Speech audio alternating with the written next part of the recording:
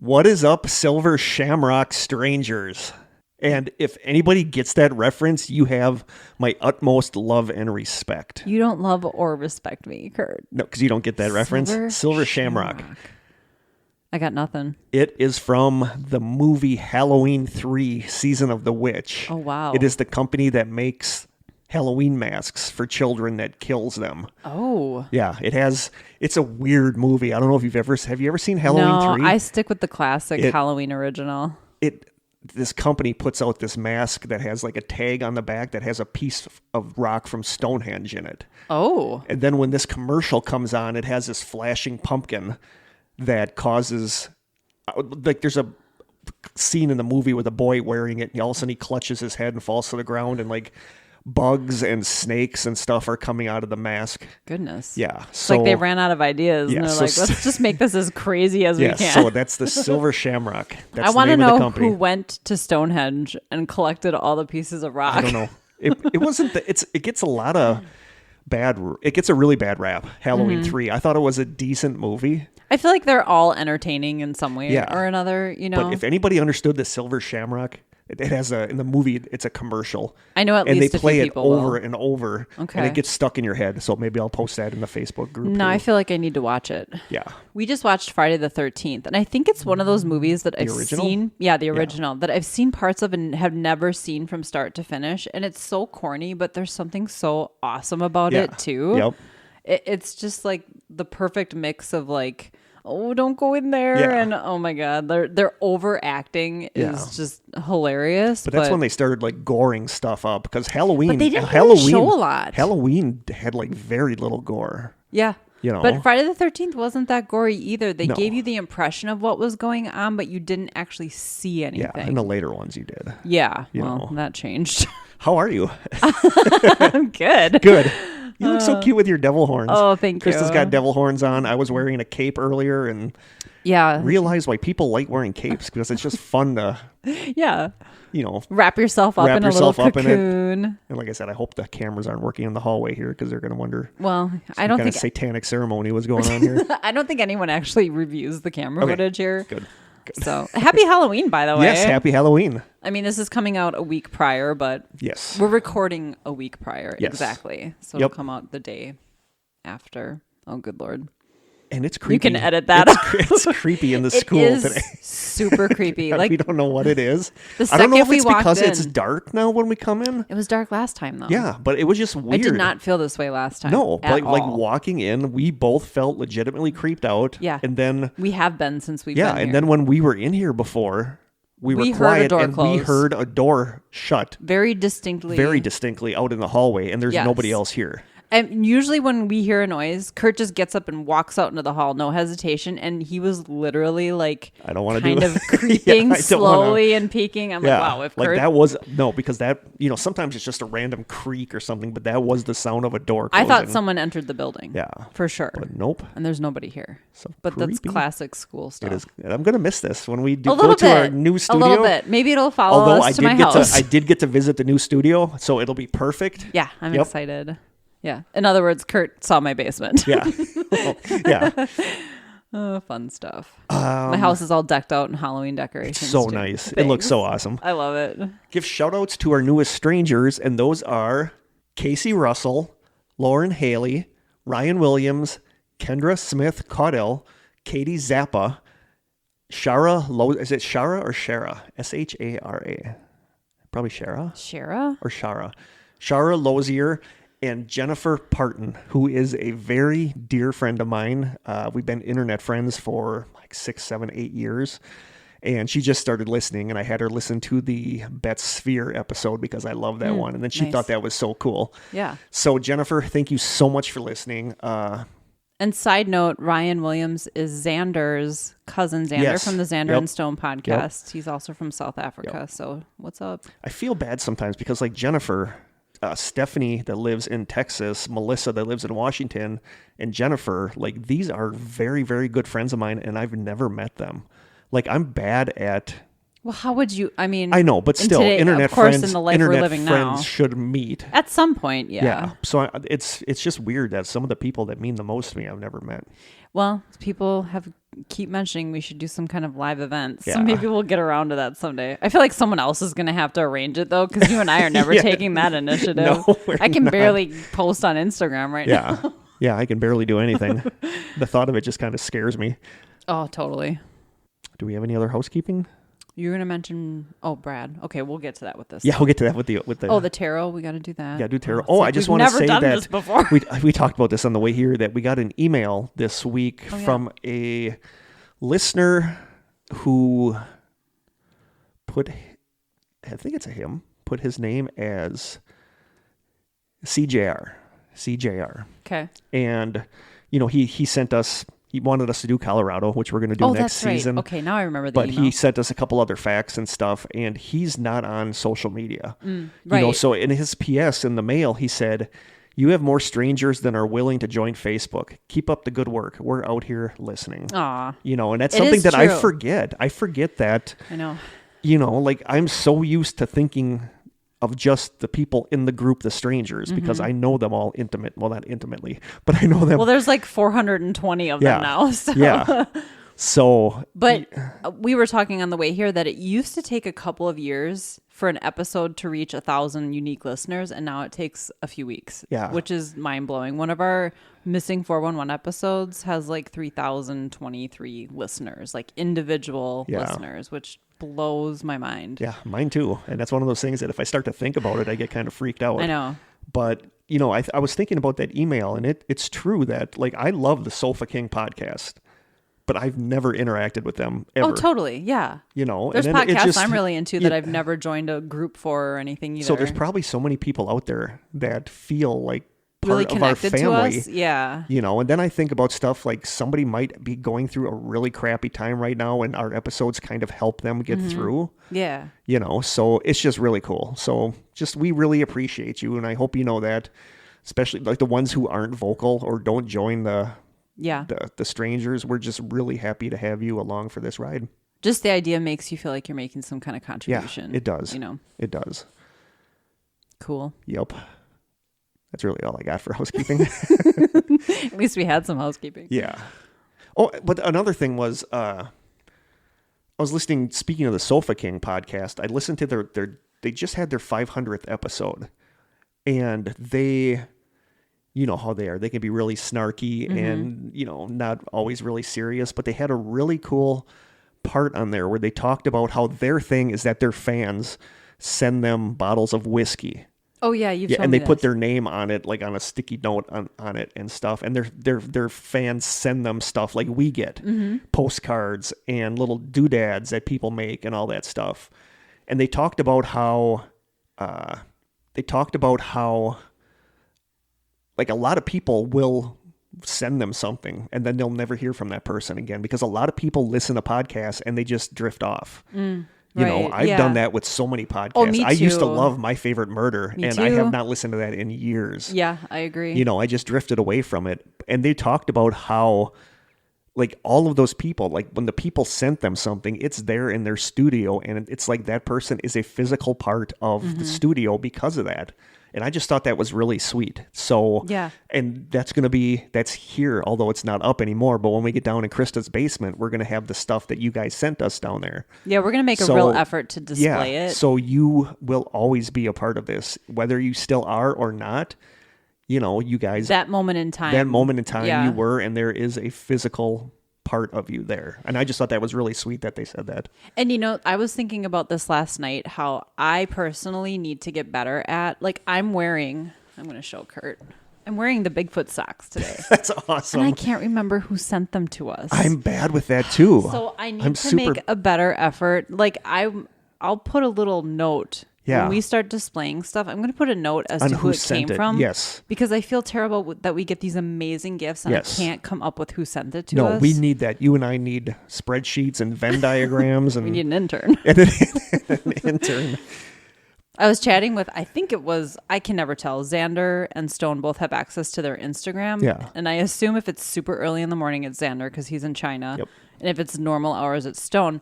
But I was telling one of them that I've been so enjoying not being on social media that I realized a week and a half had gone by and I hadn't posted anything to our Instagram page. Yeah. So I just like copied and pasted a bunch of stuff from Facebook. But it's just when I think about how many listeners we could have if we actually put an effort into trying to get listeners, but at the same time, that's just not us. That's not. That's not you and I. No, I like it to happen organically. Yes, word of mouth, or we're a suggestion or whatever. Yeah. I like how it's evolving naturally. I do too, because I think that would be hard if one of us was like that and the other one wasn't.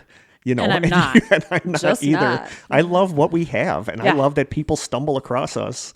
You know, there's a lot of ones lately that people join, and it's like a random suggestion on Apple or something like that. Right. You know, so it's just cool. And I don't ever want to lose the intimacy that we have with our listeners. No, I don't either. But I think the way it's going is good. We're losing some old ones and we're gaining some new ones. But that's natural, though. But some of you guys have been there since the very start, and we love you for that. Yeah, that's amazing. Yet you stick with this thrown together podcast with two people who might not know what the hell they're talking about half the time. Right. You know, how many times have we been on the moon? Once? I don't know. You know. Details. Yeah, just facts, details. whatever. Yeah, they just get in the way of a good podcast. So just thank you so much for listening. Yeah, totally. Anything else? No. All right, we are going to do a tarot reading drawing for what? For me? Yeah. What do you want to ask? How is the rest of this year going to be for me? Okay. Talk amongst yourselves while I shuffle. I'm giving us a good taste test treat today from Melissa. Exciting. We still have some in there. I think it was from April. So what was last week? Oh, it was the chocolate. By the way, that white rosemary sea salt chocolate really grew on me. Are you serious? I loved it even more afterwards. No. Oh, we may have another one today, and it may be a good flavor today. Okay, I'm excited. I was going to give you some rosemary when you came to my house, but I forgot. Because I do have some rosemary growing. Like in a baggie? Hey, man. Yeah. Like when I texted you yesterday about meeting. It was kind of a sketchy text because I wasn't even thinking, and I just said same time and place tomorrow, which sounds kind of sketchy. And I was all in the dark alley behind the tattoo parlor at 4 a.m. Yep. Kurt's like, yep. My tattoo is done by then. That's the place. My Strange Sessions tattoo. Okay, so we pulled the 4 of Wands. Someday I'll be able to answer, talk about these without. It's interesting because I've had this deck since July. And when I'm pulling cards for myself, I pull the same 10 cards over and over and over again. There are a whole bunch of cards in here I've never seen. Really? Because I've never pulled them. But when I pull for you, I pull cards I've never seen before. That's which cool. is interesting. Yeah. Well, you were telling me before we started recording how accurate your readings are. Yeah, I did a reading for a friend and it gave her the chills. Yeah. So I'm I don't happy. know. It's kind of happy cool. with my pick. Okay, good. So 4 of Wands. This is how the rest of my year is going to go. You've done it. The 4 of Wands is a card of completion. Your labors have been steady and strong, and the harvest will be plentiful. In other words, it's time to party. Because I'm a party animal, you know me. Yeah. There might be an upcoming event to mark this occasion, a graduation, wedding, or a celebration of some kind. So enjoy yourself and those you love. This is an exciting and prosperous time. Let's be careful about the weddings, because the last wedding Kurt went to resulted Everybody got in me COVID. having to quarantine for 10 days. But no, Well, and I feel like some of this involves what I'm doing now for work. Yeah, because you were talking on the way here about how much you love I do. I adore my students. Yeah. I really do. I'm not going to go into it on here, but they've just said some really sweet things to me that actually made me teary. And I feel like this is what I should have been doing all along. Yeah, I agree. If somebody would have asked me if I would want to be working with 6th graders, 7th graders, and 8th graders, I would have said no. But I have adored every single person that I've worked with so far. That's awesome. I don't like doing the virtual all-day school stuff from home. It's tough. But it's draining. I feel like I'm doing what I should be. So I think that card reflects that. Good. Awesome. Sweet. Yay, good pick. So now we have packages from Stranger Brad, who does the podcast Killin', Missin', Hidden, which is an awesome podcast. And if you're not checking it out, you need to. I love that he just did the story on, I can't think of his name now, but we talked about him in our phone calls episode where he was getting calls. Oh, right. From LaFont with the childlike voice and yeah. like all for years. That was really creepy. Yeah, so he just did a full episode on that. So I haven't listened to it yet, but I am dying to listen to that because that's one of my favorite stories. And so what happened was that I won their drawing for Kill and Miss and Hidden. Did you know you were in this drawing? Yeah. Oh, okay. I thought I was. Okay. So he gave me an option. I had 3 options I could pick from. Number 1 was a collection of true crime books. Number 2 was a really cool piece of artwork. Number 3 was just a collection of things his 8-year-old son decided on. Naturally. So I had to go with the things that the 8-year-old son decided on. That's what I would have chosen. Yeah. Exciting. So they sent it to me. Packages. It's in 3 separate Amazon packages. He said it is just stuff that his son was like, that. So I have no idea what it's going to be, but I'm going to love it no matter what it is. So Eli, thank you so much for picking these out. And Brad requested that Krista opens it because we love Krista opening presents. So good Lord. Here we go. Here we go. It's tarot perforation. Thank you so much, Brad. I am super excited. It's been sitting in my apartment for a couple days now. Oh, did you see that? It was smooth as butter. Yeah, that was slick as snot. Ooh. Oh, we need this. Wow. I love it. Good. We got to laugh out loud jokes for kids. Because we're going to run out of pickle jokes. I'm going to take a picture. This is awesome. Wow. It's like he knows us. That's a terrible picture. And they have to be better than the pickle jokes. God, I hope so. We need to read one of these today. Yes. Okay. There you go. Love it. Very fitting. Package number 2. Let's see if this one opens as easily. I can hear your stomach. I was just gonna literally say that. Wow. If you think you hear EVPs today, it's probably just my stomach because it is gurgling like crazy. Yeah. McDonald's is Yeah, it is. Do you see this? Wow. Serial Killers coloring book. That is like the coolest thing ever. Eileen Wuornos is on the back. Albert Fish. Wow, this is crazy. This is awesome.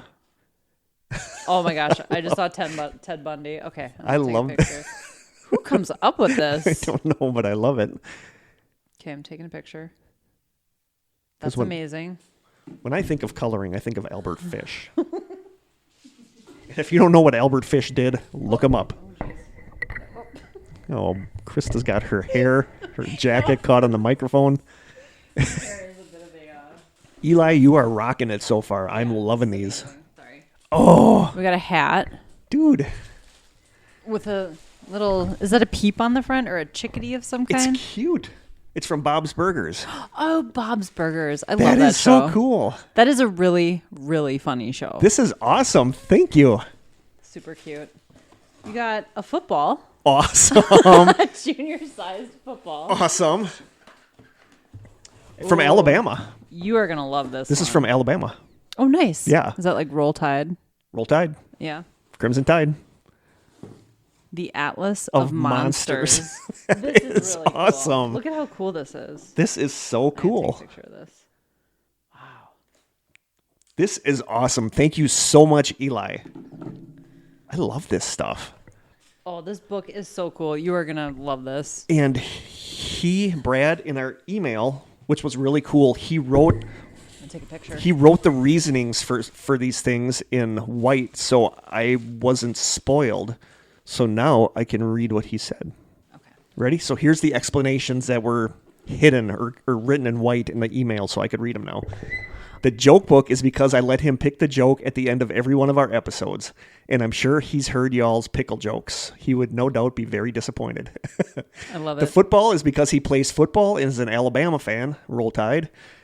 The Atlas is because Eli loves maps and he thought this one would be good for folks who like the weird of the world. And the coloring book he thought was funny and appropriate for my podcast topics. I feel like Eli could have a side hustle putting these little packages together. This is awesome. The hat is from Bob's Burgers, which is his favorite show.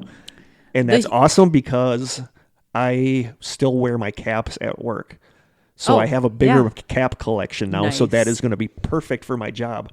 Eli, you did perfect. Yeah, you knocked it out of the park. Thank you so much. And Brad, thank you so much for this stuff. I'm so happy that this is what I chose. So what's your favorite thing out of all of it? That serial killer coloring book. I'm going to be kind of excited to read that. I think the Monsters Atlas is awesome. I got to look at that. The illustrations are so cool. Oh, that is going to be awesome. Yeah. That's really cool. This is cool. Wow. Thank you so much, Eli. You couldn't have done a better job.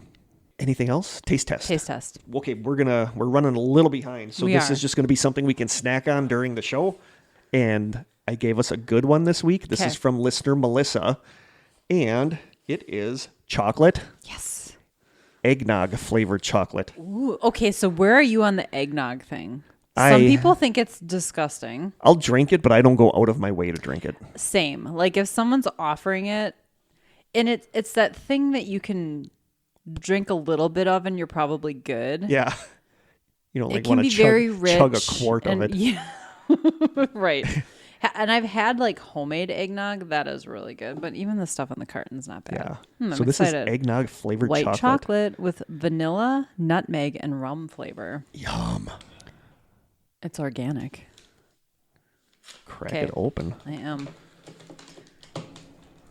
Something I can open without struggling. Wow. I had a crazy. Sausage, egg, and cheese biscuit. Ooh, and my stomach's going all wonky, and I don't know why.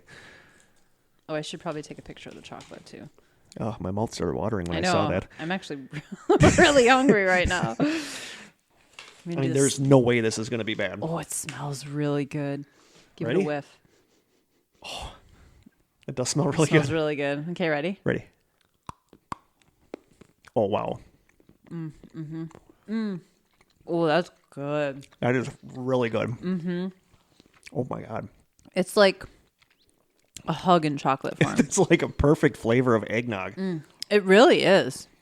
I think it's the nutmeg. The nutmeg is really coming through. That is That's delicious. some of the best chocolate I've ever had. Even better than Buffalo, New York chocolate, Brian. Uh-oh. I know. Those are fighting words. The gloves are off. Which is appropriate. Because I think his handle is Brian the boxing guy. Oh, this is so Wow. good. I'm going to give it a 10. Wow, me too. 100%. Because there is nothing that could be improved on. This is like the consistency flavor. is perfect. Yeah. And the flavor of the season. Like I get everything. I get the vanilla. I get the nutmeg. I get the rum. Oh, that's good. Thank God there's no rosemary. Which Krista ended up really liking. I did. I loved it. That is so good. That was so good. I smacked the table. It was like our trick-or-treating candy. Which we might get into tonight.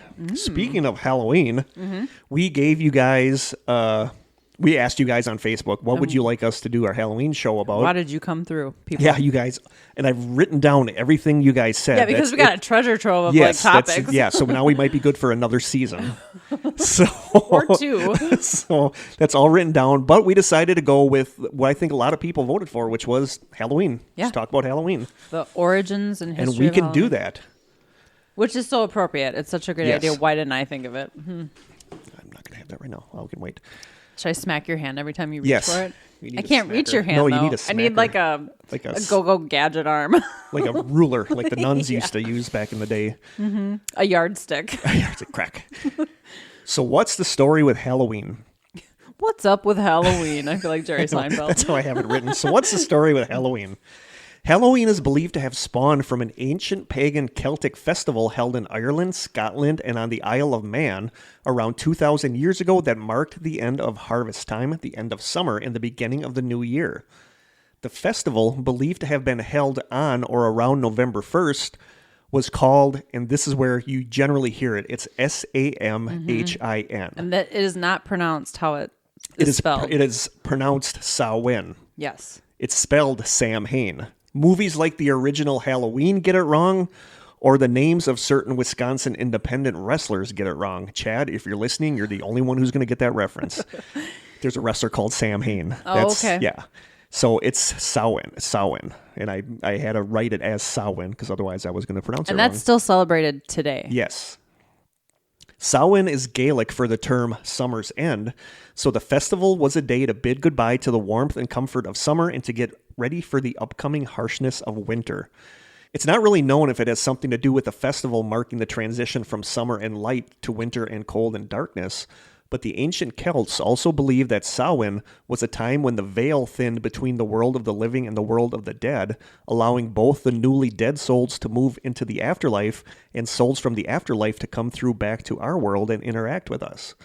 So while Samhain did celebrate the end of the harvest and the end of summer, people would also pay homage to the dead during it, leaving food and treats out on tables in the hopes that it would please the spirits and the spirits would spare them, or by dressing in costumes made of animal skins in an attempt to frighten away vengeful spirits. And you can see what those kind of turned into over the years.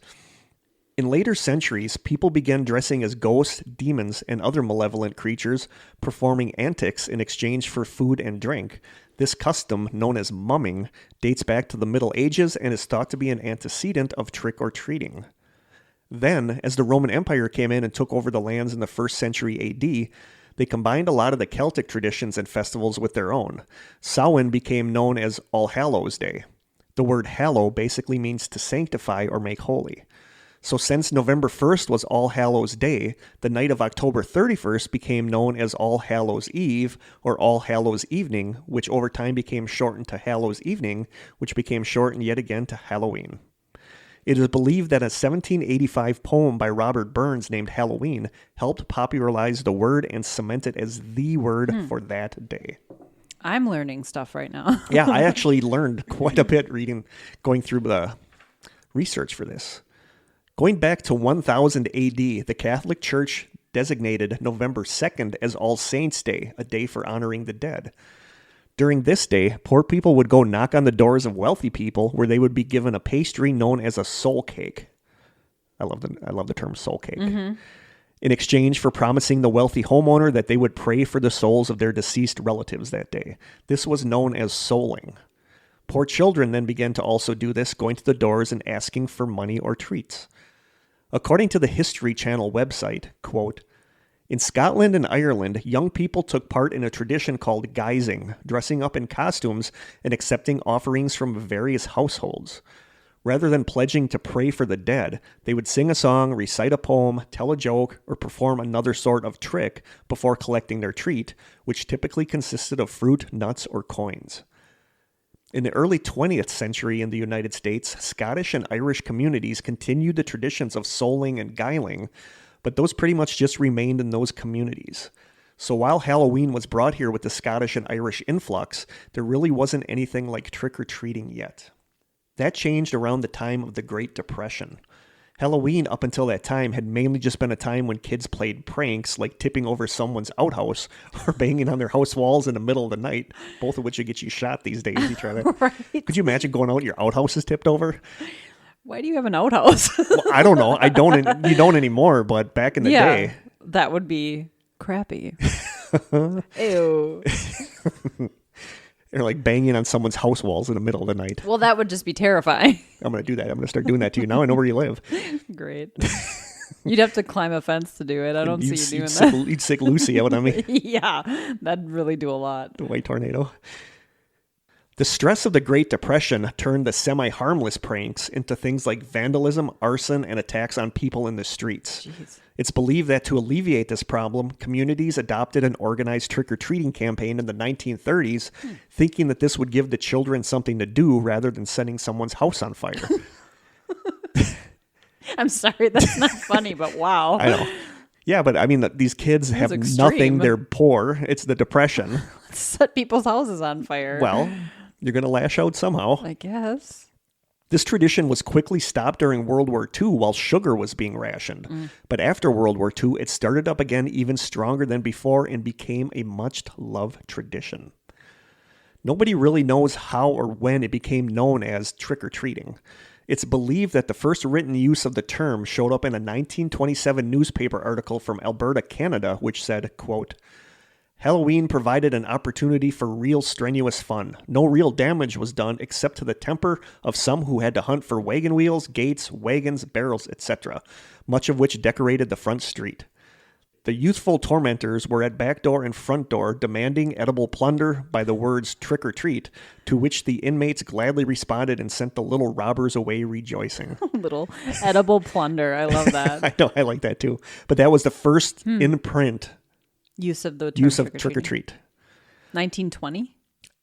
27. Close. I swear I'm listening to you. Yeah, just listen to it after we record it, I guess. While the phrase trick or treat had been a pretty firmly established thing by then, a 1951 Peanuts comic strip featuring the kids trick or treating really cemented the term in our lexicon. Also in the 1950s, candy manufacturers started to promote their products to be used for trick or treating. Before that, it had mostly been stuff like cookies, fruits, and nuts. By the 1970s, individually wrapped candy and candy bars were pretty much the only thing to be handed out at Halloween. I just started getting a subscription to it's called Enchanted magazine. It's actually really cool. And there's an article in there about, and it has some recipes about how the origins of all of this. Traditionally, it wasn't candy. It was like little cakes, almost like biscuits. That's what the soul cakes technically were like biscuits. So there's a recipe in there for that. So maybe I'll have to make that. Awesome. That would be cool. Do that for a taste test? That'd be really cool. Yeah, maybe I'll do that. We're going to get into way more traditions and stuff. Okay. So it sounds like I'm at the end, but I'm not. There's a lot more coming. It's a short episode. Yeah, it's very short. It's a mini. We're going trick-or-treating after this. There's a lot more coming. It'd be so creepy if we heard a knock at the door and like a little kid and opened it up and there was a pail. There was a pail there. Oh my God. Because I'm not creeped out enough. Yeah. Actually, the sun is coming up, so it's not so bad now. But it was weird because there's times that we walk in here and it's nothing. And today we were both legitimately creeped out, and I don't know what it is. It just has a vibe today. So that's it for this episode. Stay strange. So now, other Halloween traditions. Jack-o'-lanterns. This one I never knew about. It goes back to an Irish folk legend about a man named Stingy Jack. According to an awesome 2019 article on History.com called, quote, How Jack-o'-lanterns Originated in Irish Myth, the article says, quote, According to the story, Stingy Jack invited the devil to have a drink with him. Probably don't want to do that. Yeah. True to his name, Stingy Jack didn't want to pay for his drink, so he convinced the devil to turn himself into a coin that Jack could use to buy their drinks. Once the devil did that, Jack decided to keep the money and put it into his pocket next to a silver cross, which prevented the devil from changing back into his original form. Jack eventually freed the devil under the condition that he would not bother Jack for 1 year and that, should Jack die, he would not claim his soul. The next year, Jack again tricked the devil. He doesn't learn, apparently, this Jack guy. Why did he only give him a year? I don't know. I'd be like, you can never bother me again. Yeah. The next year, Jack again tricked the devil into climbing into a tree to pick a piece of fruit. While he was up in the tree, Jack carved the sign of the cross into the tree's bark so that the devil could not come down until the devil promised Jack not to bother him for 10 more years. I didn't know the devil was so gullible. I didn't either. Wow. I just, can you go get that piece of fruit for me in the tree? Yeah. Why not? Yeah. But yeah, so then he carved a cross in the tree's bark so the devil could not come down, and he promised Jack not to bother him. Or the devil promised Jack not to bother him for 10 more years. Ooh, 10 years. Okay, we're getting better. Jack's starting to think this through. Yeah, he definitely is. Soon after, Jack died. As the legend goes, God would not allow such an unsavory figure into heaven. The devil, upset by the trick Jack had played on him and keeping his word not to claim his soul, would not allow Jack into hell. He sent Jack off into the dark night with only a burning coal to light his way. Jack put the coal in a carved-out turnip and has been roaming the earth ever since. Mm-hmm. The Irish began to refer to this ghostly figure as Jack of the Lantern and then simply Jack-o'-lantern. So I never knew that. I wonder how it became pumpkins, because the turnip is actually really small. Right now. Oh, okay. Oh, so we're going to get to that, Kurt? We're going to get to that. But right now. So in Ireland and Scotland, jack-o'-lanterns were originally scary faces carved into turnips or potatoes. And they were placed, I can't imagine carving a turnip. Or a potato. And they were placed. Is that where Mr. Potato Head came from? Maybe. You guys should do a carved potato face and just put it in your window. Sure. And they were placed in windows to frighten and to keep Stingy Jack and other wandering evil spirits away from people's houses. When Irish and Scottish immigrants made their way to the United States, they discovered pumpkins and realized that the much larger pumpkins would be perfect for carving faces into. That's where jack-o'-lanterns came from. And according to the Guinness Book of World Records, the highest number of lit jack-o'-lanterns ever on display is 30,581 by the city of Keene, New Hampshire in 2013. Dang. That's a lot of pumpkins. Wow. That is nuts. When was the last time you carved a pumpkin? Maybe 10 years old. Wow. What? Yeah. Kurt. I know. I feel like I'm sad. She just gave me such a look. I feel sad for you. It was like a sad look and like a really look. Once a year is how that last year. Seriously? Was last time. Do you do it every year? Absolutely. I carve one pumpkin every year. I already have it picked out. It's sitting by my fireplace. No, I have not carved a pumpkin. I like pumpkin seeds. And I roast the seeds too. Yes. I actually roast the seeds of any squash that I make, but yeah, especially pumpkin seeds. No, because I do turnips. I just carve turnips. Yeah, okay. Yeah. I'm old school that way. I'm old school that way. I should have asked you when the last time you carved a turnip was. Yesterday. Naturally. So bobbing for apples. Oh, yeah. Bobbing for apples might be a holdover from an old Roman festival for Pomona, the goddess of fruit and orchards. A festival to honor Pomona was held around November 1st, and it was believed that the first person to stick his or her head into a huge tub of water and apples and manage to pull an apple out with their teeth would be the first to marry in the upcoming new year. In another version of the game from Europe, at parties, girls would each secretly mark an apple, and all of the apples would be put into a large tub of water.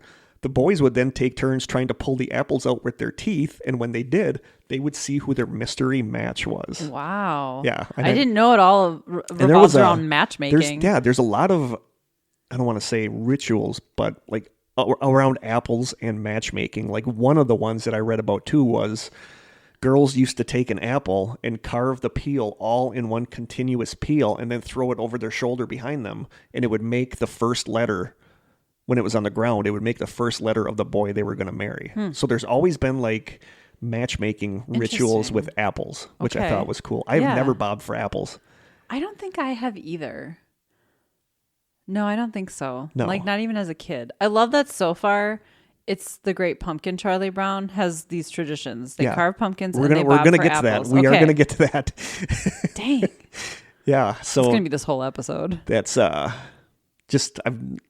it's weird because that is so associated with Halloween, and I don't think I've ever been somewhere where people did that.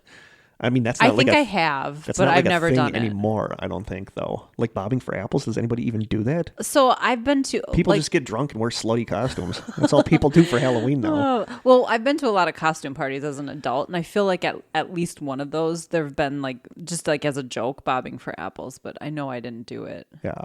Sticking my face in a vat of water that other people have stuck their faces into just isn't high on my list of priorities. When I was researching this, I read a lot of like opinion pieces where people said that that's all Halloween is now is to wear slutty costumes. Yeah.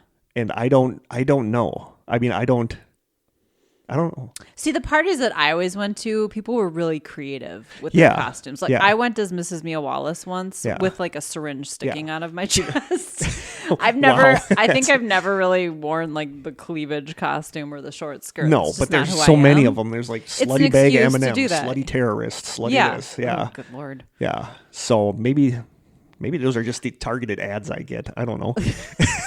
Maybe because I click on them and look at them like, oh, that's odd. The Google machine knows what you're into, Kurt. Exactly. Yeah, you should see my Wish on my Facebook. I get ads from Wish, and there's some weird stuff on Shauna there. that listens to this. I always send her the weird ones, and I get some weird. That's so weird. Like, why did they pick that for me? You know. I'll maybe tell you about some of this after we record. Otherwise, it'd have to be explicit. This is for the Patreon? Yeah, that's for our Patreon. That's for our Patreon listeners. So that's bobbing for apples. Cabbage Night. Oh, it's not just Halloween. The night of the 30th, the night before Halloween, is known in some areas as Mischief Night, Goosey Night, or Cabbage Night. Mischief Night comes from the fact that in the 30s, when communities put trick-or-treating in place on Halloween night in an attempt to stop the vandalism that had been happening on that night, unruly youngsters, annoyed by the fact that they had a harder time now causing mischief on Halloween night, decided to move all their troublemaking to the night of the 30th instead. And it's still known as Mischief Night in parts of the country. Okay. I've never heard of this. Yeah. I'm dying to know where this cruciferous vegetable comes. It's also known as Cabbage Night because on the night before Halloween, girls used to pull cabbages out of their neighbors' gardens and examine the cabbages to see which cute neighbor boy would be their ideal mate. What the heck? After that, the cabbages were then generally thrown against people's houses. Cabbage Night is apparently... Like if you didn't like what it told you? I don't know. It's like, what are they examining to see is like, one of the things I said... Like the cabbage has some kind of likeness? If it's grown really good, well, or if it's all like... I don't know the difference between a good cabbage and a bad cabbage. Well, I do, but I don't understand how that would tell me who my mate is going to be. Because if they were able... Like if Farmer Bill owns this house and he was able to create a good cabbage, maybe his son... is your best... Maybe he'll have a really fertile son. I don't know. He's good at growing. But apparently back in the day before TV, they would pull cabbages out of their neighbors' gardens and examine the cabbages. Okay. And then they would end up just throwing the cabbages at random people's houses. So that's just rude. That was Cabbage Night. It's a waste of cabbage. Yeah. Okay. Cabbage Night is apparently pretty well known in certain areas of New Jersey. According to a 2014 article on Gizmodo.com, quote, these days, 74% of Americans surveyed have no name for this annual night. But many in East Michigan still called it Devil's Night or Mischief Night, while parts of New Jersey and New York are still beholden to Mischief Night and Cabbage Night. Washington State is the largest linguistic refuge for naming that night Devil's Eye. So is there like a concentration of a certain... ethnic, right? Immigrants from a certain area where that's the my tradition? guess. That's my guess. I'm curious. Is it? But like Cabbage Night, I had never heard of. No. But then I was reading like forums about it online where people that were like in New Jersey are like, "Oh yeah, I know Cabbage Night." You know, so it's just weird. I didn't know that anything was on the 30th. Yeah. Oh yeah. I feel like I've been missing out all this time. 30th is Devil's Night, Cabbage Night, Devil's Eye. Goosey Night. I like Goosey Night. I don't know where you just walk around goosing people. I don't know. I don't know where Goosey Night comes from. Sounds fun. Cabbage Night is my favorite. Yeah. I might go out and check some of my neighbors' gardens. You could eat some cabbage. I love coleslaw. Like some stuffed cabbage. I love coleslaw. I've never had stuffed cabbage. Jim's mom used to make it. It's a very Polish thing. Is It's it like good? meat, like ground that beef sounds with good, like though. a tomato Yeah. sauce, and you like cook the cabbage, and then you stuff it, and then you actually cook it. You steam it, kind of. Is coleslaw cabbage? Yes, Okay. coleslaw is cabbage. I love coleslaw. Yeah, coleslaw's good. Yum. Cabbage is good. And now a short one, Halloween colors. According to a 2014 article on Mental Floss, quote, the classic Halloween colors can also trace their origins back to the Celtic festival Samhain. Black represents the death of summer, while orange is emblematic of the autumn harvest season. So that makes perfect sense. Yeah. Next tradition, candy corn. According to a 2013 article in Time magazine called, quote, An Oral History of Candy Corn, the most polarizing confection of them all, 9 billion pieces of candy corn are made every year. Polarizing because some people either love it. It's gross. I feel like Peeps are that too. Yes. You And either Circus love them or Peanuts. hate them. We're gonna get more into candy in a little bit, Circus so hang on. Peanuts. We're gonna get there. Okay. It is believed to have been invented in the 1880s by George Renninger, an employee of the Wonderly Candy Company. Wonderly was reportedly the first to produce the candy, followed by the Gellitz Candy Company, which has been producing the tri-colored candy since 1898. The Gellitz Candy Company is better known today as Jelly Belly. Candy corn was also sold as a candy called chicken feed in the 1920s and was packaged in a box with a rooster on the front. Wasn't that our first taste test? Was the Jelly Belly gross jelly beans? Yes, it was. Okay. That's cool that Jelly Belly is the Gellitz Candy Company that basically was one of the first companies to do candy corn. It reached the height of its popularity as a Halloween tradition in the 1950s when giving candy for trick-or-treating became a huge thing, and October 30th is National Candy Corn Day. Along with Cabbage Night, it is National Candy Corn Day. How do you feel about candy corns? We'll get to that in a second. Oh, dang it. Comedian Louis Black once said, quote, candy corn is the only candy in the history of America that's never been advertised, and there's a reason. All of the candy corn that was ever made was made in 1911. I totally agree with that. So now more candy. A 2019 report states that Americans spend an average of $2.6 billion on Halloween candy. So what are the best trick-or-treat items? According to a 2019 article on thedailymeal.com, quote, in order to rank the most popular candies for this year, we got in touch with candystore.com. They use their own private sales data and I'll start all over. Well, there you go with your data versus data again. In order to rank the most popular candies for this year, we got in touch with candystore.com. They used their own private sales data and also worked with industry distribution partners to determine the top candies in every state from the last 12 years. Ooh, exciting. They then took the data of the top 3 candies from every state and calculated a weighted average to determine the top selling candies in America during the Halloween candy season.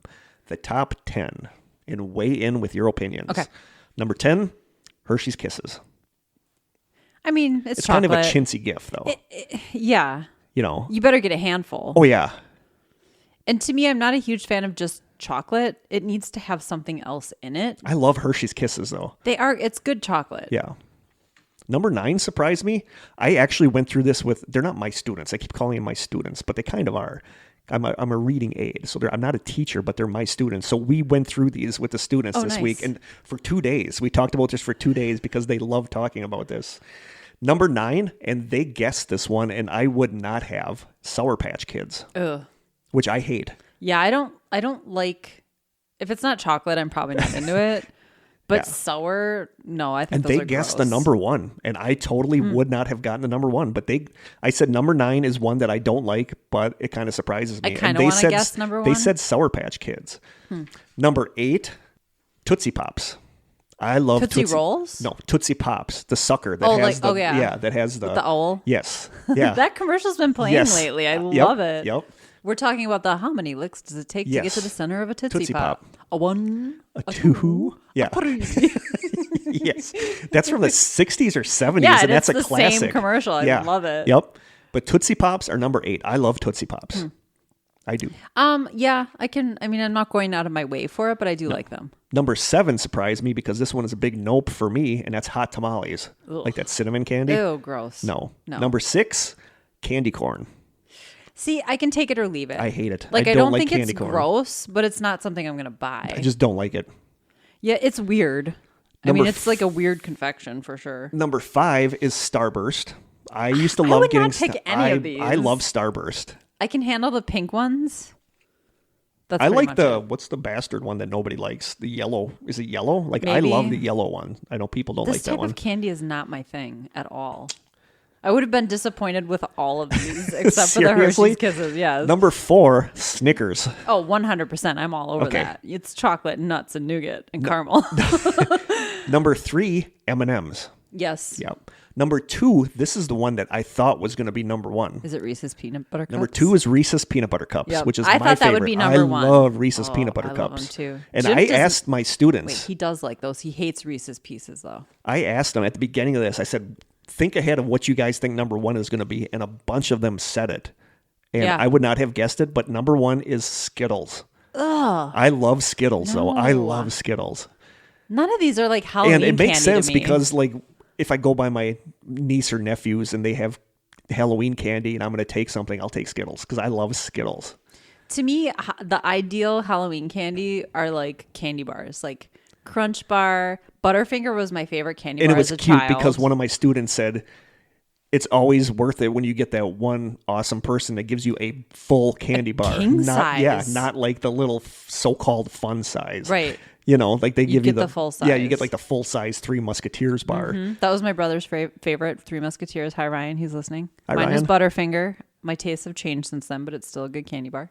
No, I always wanted chocolate. If I got anything other than chocolate, I was super disappointed. Another one that didn't show up on here, but I read about it a lot actually was, and people said this one is super polarizing too, are those little Hershey's candy, like the little ones where you get a crackle, you get a Mr. Good bar. Oh, I love those. You get a special dark. Yeah. Like people hate the Mr. Good bar. Oh, it's just peanuts and chocolate. Yeah. So why do people hate that so much? I don't know. Like I don't know. People hate the the dark wrong chocolate. person. They hate the special dark. Yum. And people hate they love the crackle and the regular Hershey's mini bar, but they hate the Mr. Good bar and they hate the special dark.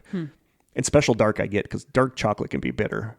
Yeah, it depends on the percentage of whatever. But so yeah, that surprised me. But the kids in my class they were like Skittles. So I love Skittles. How about the worst? This comes directly from the candystore.com website. Quote, 12 lists of best and worst candies were published on reputable websites. We grabbed the data there, added in our own customer survey data with over 20,000 people surveyed, and mashed them together into the ultimate bad list. Here are the top 10 worst Halloween candies. Number 10, licorice. Oh, yeah. And they said after it, quote, black. This does not include Twizzlers. And if you read the outside list we included in our evaluation, you'll see that they allude to, if not outright, come right out and say black licorice. Yeah, black licorice is disgusting. Nobody likes black licorice. Which is interesting because I love fennel. I love fennel seeds. They have that real licorice flavor, but I think black licorice is disgusting. Like those ones that are like pastel. We're going to get to that. Those are so gross. That is number 9, Good and Plenty's. Blech. Those are the pastel colored things that... There's something wrong with those and one of the articles I was reading said every kid, when he sees those, are like, oh, these are going to be good because they're like pastel, and then they start eating it and they're like, bleh. It's horrible. Yeah, they're so gross. So number 10 is licorice. Number 9 is Good and Plenty's. Like Twizzlers, they didn't include because Twizzlers are pretty good, but I don't think Twizzlers are technically licorice. Yeah, like red vines are good. I can handle that stuff. Number 8 is Mary Jane's. Not Mary Jane, but Mary Jane's. I can't. And I don't think I've ever had those. I don't know. Nope. Least popular candy, number 7, Tootsie Rolls. I like Tootsie Rolls. Yeah, but you don't want to get, if you're going out trick-or-treating. I'd take that over Skittles or... No, I would not take Tootsie Rolls over Skittles. It's chocolate flavored. Get out of here. Get out. Doors right there. Get out. Like Tootsie Rolls are okay, but you don't want to. You don't want somebody to throw in a fistful of Tootsie Rolls because that's just like. Yeah. Oh. For me, I can't eat just one. No, the flavored Tootsie Rolls I love. The vanilla flavored Tootsie Roll, the lemon flavored Tootsie Roll. See, I like just the original chocolate. Next. Number 6, Necco Wafers. What? Necco Wafers. I don't even know what that is. It's like a big... It's actually kind of like a bigger version of least favorite number 5, which is Smarties. Oh. You know Smarties? They come in the little cellophane wrapper, and they're supposed to like maybe fizz when you put them in your mouth. Oh. Like you know what I'm talking about, right? Yes. Isn't it like a... Are they in the long it's like in a long thing? cellophane. Kind of like Mentos or whatever? Yeah. But they're small. Oh, no, but they're small. Yeah. Sort of like the candy hearts you get at Valentine's Day. Yes. Yep, that's what Smarties those are. Gross. And Necco Wafers are like a bigger version. We don't see Necco Wafers around Wisconsin a lot. That's more of like a different area thing. Number 4, least popular, wax bottles. And one of my kids were talking about. Don't they have like a little root beer or something? Yep, one of my kids were talking about that he hates those because you like twist the top. you like bite the wax off. Yep. Okay. It's like all wax. It's like a wax bottle filled with like sugary liquid that tastes semi-fruity. But you like bite the wax off, and then you're supposed to like suck the liquid out and like chew the wax. But why did I think it was root beer flavored? Some of them are like bottles. They look like bottles. Least favorite number 3, Circus Peanuts. It's a to me, it's like a Peep. Right? Isn't it sort of like a Peep? Yeah, where you either really like it or... They're squishy. Yeah, they're like the orange squishy big peanut-shaped things that like are like a toe. Gross. Yeah, those are... Yeah. I'm down with this list of yucky stuff. Least favorite number 2, I kind of always say I don't like, but I kind of do, are the peanut butter kisses. Like the black and orange wrapped... Yum. Yeah, I like those. Peanut butter and chocolate? No, it's not chocolate. It's like just peanut butter? You know what I'm talking about? Like, look up peanut butter kisses on your phone. Okay. You'll totally know when you see the picture of what they look like. It's like a stale chunk of peanut butter. But I always say I hate those, but I kind of like them. I can't use this phone because there's no Wi-Fi. Hold on. Krista's looking up peanut butter kisses. Sorry. Talk amongst yourselves. Peanut butter kisses is what she gives Jim. Oh my God. That's so corny. Oh, let's see. You'll see it. It's the black and orange wrapped butter. Oh, I think I actually know. Yeah, you're going to know as soon as you see it what I'm talking about. I actually do like those. I do too. The wrapper's either orange or black. Yeah. And it's just like they it's like a taffy. Weird. It's like a taffy chunk. They don't really taste like peanut butter, but they're kind of good. There's something reminiscent about them that reminds me of Halloween. Yeah, I'm not going out of my way, but I'll eat a couple. And number 1 on the worst candies list, which is the only one to show up on both lists, is candy corn. Like you either love candy corn or you hate candy corn. It is sort of the quintessential Halloween candy, but... Yeah, Did you find out what was top in Wisconsin? I thought it was Reese's Peanut Butter Cups. I'm not sure.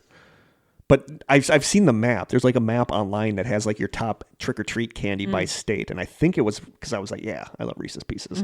Or Reese's Pieces. I don't like Reese's Pieces. See, Jim doesn't like them either. No, and I'm like, it's chocolate and peanut butter. What's the difference? I like peanut butter M&Ms, but I don't like Reese's Pieces. Weird. I love them. And according to several other articles I read, giving out these 5 items will increase the odds of your house getting egged. Fruit, loose change, religious pamphlets, canned goods, or a toothbrush. I remember getting a popcorn ball.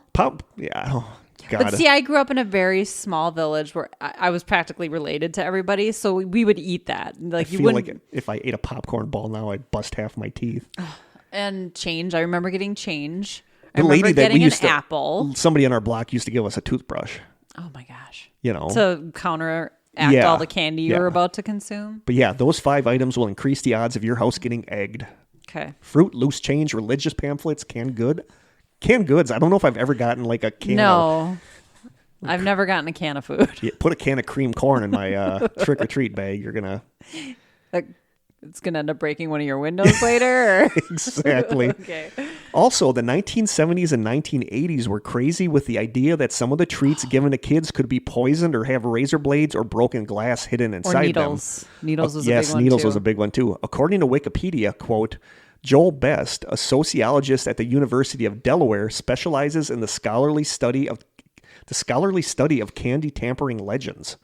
That's a specialized field. He collected newspaper reports from 1958 to 1983 in search of evidence of candy tampering. Fewer than 90 instances might have qualified as actual candy tampering. In none of the cases does he attribute the events to random attempts to harm children at the Halloween holiday. Instead, most cases were attempts by adults to gain financial compensation, or far more commonly, by children to get attention. The Tylenol poisoning case of the 1980s definitely added fuel to the fire, and I remember the Tylenol poisoning stuff. That was nuts. No, I don't remember this. In some stores around the country, somebody was going into the Tylenol and putting poison capsules in there. Oh my God. And that's when they started putting the tamper-resistant seals on. Oh. And this was a big thing when the Tylenol poisoning, and that like hurt the company super bad. I do remember my parents going through all of our candy. Yeah. Anything that was you used to be able to got take it to thrown the hospital to get x-rayed to look for needles. Oh my God. If there was anything that could have had a needle in it, they just would have thrown it out. Yeah. Same with... Even though we knew everyone that we were getting candy from, they'd still check just in case. And I think they also wanted to eat some of it, but whatever. That's their right as a parent. So yeah, the Tylenol poisoning case of the 1980s definitely added fuel to that fire, but it's believed that no child has ever been killed or even seriously harmed by something hidden in Halloween candy by a stranger. There are 2 cases of death by Halloween candy, though. According to a 2018 article on HowStuffWorks.com called, quote, How often does Halloween candy tampering really happen? Oh, and I'm thinking it's like an allergy. No. Oh, okay. The article says, quote, until 2000, there hadn't been a single proven incident in which a child was injured by Halloween candy from a stranger. That Halloween, James Joseph Smith of Minneapolis was charged with 1 count of adulterating a substance with intent to cause death, harm, or illness after he put needles into candy bars and handed them out. 1 child was pricked with a needle when he bit into a candy bar, but neither he nor any other children were seriously injured. Jeez. There have been at least 2 confirmed deaths linked to tainted Halloween candy, but strangers didn't cause them. In a 1970 case, family members sprinkled a 5-year-old child's candy with heroin to hide the fact that he'd gotten into his uncle's drug stash. Isn't that freaking horrible? Yes, number one, but it doesn't even make sense. Because he got into his uncle's drug stash, so they wanted to throw the suspicion off the uncle. So it was like, Halloween. It was, yeah. And he died from that, which is just like, wow. That's horrifying. In the other case, which occurred in 1974, a man named Ronald Clark O'Brien of Houston, Texas, laced his son's candy with cyanide and the child died. The motive was a big insurance policy that O'Brien had taken out on his son. To make the poisoning appear random, O'Brien also poisoned his daughter's candy and the candy of 3 other children. None of them ate it, however. He was eventually convicted of murder and died by lethal injection. I mean, that's... Wow. your own son for insurance money. That's crazy. Anyway, moving on. Yeah, moving on. To what is probably my personal favorite Halloween tradition. Ooh. It's the Great Pumpkin Charlie Brown. Yes. I love it. I watch it every year. So do I. And I always remember it seeming like it was 2 hours long. I know. And it's like a half hour. So I wrote, okay, because this is our podcast and we can talk about whatever we want to, I'm going to add my personal favorite Halloween tradition, and that is It's the Great Pumpkin Charlie Brown. It was first aired on October 27th, 1966, and it was the second holiday-themed Peanuts special, the first being a Charlie Brown Christmas. Like many of the Peanuts specials, it was sponsored by Coca-Cola and Dolly Madison, and it was nominated for an Emmy in 1966. CBS re-aired the special every year up until 2000, when ABC picked up the rights, where it now airs annually during the Halloween season. Since 2006, ABC has usually aired the special twice, once in a greatly edited for time and commercials format during a half-hour time slot, and once in its full unedited form during an hour-long time slot. Oh, so it's an hour? No, they put another Peanuts short called... Oh, the Thanksgiving one? No, it's like something about voting. The politician one. Yeah, yes. something about voting. I never it's like watched 15 that part. minutes, so basically it's 45 minutes long. I pretty much stop at the end of the Halloween one. It has the famous scenes where the kids are trick-or-treating and getting candy, and Charlie Brown just keeps getting rocks. Keeps getting a rock. No. Poor According Charlie to Peanuts Brown. cartoonist Charles Schulz, after the program first aired, hundreds and hundreds of bags and boxes of candy came in the mail from all over the world, sent in, quote, just for Charlie Brown. Aw, I love it. According to Wikipedia, and I love this because this is my favorite scene. According to Wikipedia, executive producer Lee Mendelson told the Washington Post that the sequence with Snoopy flying his doghouse and crash landing in France was, quote, one of the most memorable animated scenes ever. That's my least favorite part. Oh, I love that. But Jamie a boy. Jamie that did our... Ryan loved that part too. Jamie that did our theme song and that has been here for several episodes. We talk about that. I used to, my lock screen wallpaper on my phone used to be one of those scenes where Snoopy is in France and the sky is purple and black and he's like silhouetted by a tree. Like I think that's just like a beautiful scene. It's just beautifully done. I think that just because, being a girl, that was the part that I was like, just get back to the. But it was weird that it like Halloween came stuff. out of nowhere. This little weird sequence where he gets shot down, and all of a sudden he's in like this creepy. It's not creepy, but it's like a real surrealistic like landscape. Yeah, it's a weird contrast. I'll maybe not weird. I'll maybe but it's post. A contrast. I've seen it on YouTube, so I'll maybe post that YouTube clip. But I'm guessing everybody has probably seen it. Oh yeah. So that I just wanted to pick that one. At the end of the episode, I'll ask you your favorites Halloween stuff, but I just love it. And apparently now that Apple or the iTunes video service bought the rights to that, so it can't be shown on TV anymore. What? But they are airing it at certain times free with their iTunes video or whatever. So like it's I'm not called. going to be able to find it this week? I don't think so. I I'm might not be okay wrong. with that. I might be wrong. You know how many kids are being robbed of the joy of the Great Pumpkin? I mean, God, that was when I was... I'm going to have to go out and buy it on DVD. In the 70s, like that, Christmas was Rudolph and Frosty the Snowman and Halloween was... Well, and the Charlie Brown Christmas, too. Yeah. I was never that crazy about the Charlie Brown Christmas. I love it. It was just, I've always... Even the music. We're going to get into that later. Damn it. Yep. No, we're not talking about the Christmas one later, so you can't even curt me on that one. No, we're not going to talk about the Christmas one later, but music we might come back to. Okay. But I just love It's a Great Pumpkin Charlie Brown. That is my favorite Charlie Brown thing. Yeah, me too. I just adore it. And lastly, this one might be a little longer, haunted houses. Like going and to lastly, a haunted house? when you think of Halloween, you think of haunted houses. Not the kind that Krista and I like, but the kind where people jump out at you in masks, which you and I have talked about on here. I hate those. Well, I have a love-hate relationship I just have a hate-hate relationship. Yeah. I will not pay to go in there and have somebody jump out at me. I've done it many, many times. And in the moment, it's awful. And as soon as it's done, it's like, I want to do it again. No. It's like some kind of weird form of like masochism. Speaking of which, okay. But the most infamous of these, and one that a few people have asked us to talk about on the podcast, is Mckamey Manor. This is the controversial Mckamey Manor was founded in San Diego, California by Russ Mckamey. Don't you have to sign a waiver or something? Yes. Okay. Around 2000, he started using a detached house as a haunted house for children around Halloween, gradually amping up the scares and theatrics and everything else and starting to gear it towards much older teenagers and then adults, becoming one of the first so-called, quote, extreme haunts. It has since closed its San Diego location, but has opened 2 more locations in Summertown, Tennessee, and Huntsville, Alabama. This isn't your run-of-the-mill haunted house. According to the Mckamey Manor website, you need to do the following things before you are admitted in. Number 1, you have to be 21 or older, but you can be 18 to 21 with parental approval. Any parent that would let their kids do this. Ugh. Number 2, you must have completed a sports physical and provide a doctor's letter saying that you are physically and mentally cleared to do this. Number 3, you must pass a background check. Number 4, you must be screened by them on phone or by Skype. Wow. Number 5, you must provide proof of medical insurance. Number 6, you have to read and sign a 40-page waiver. Number 7, you must pass a portable drug test on the day you do the event.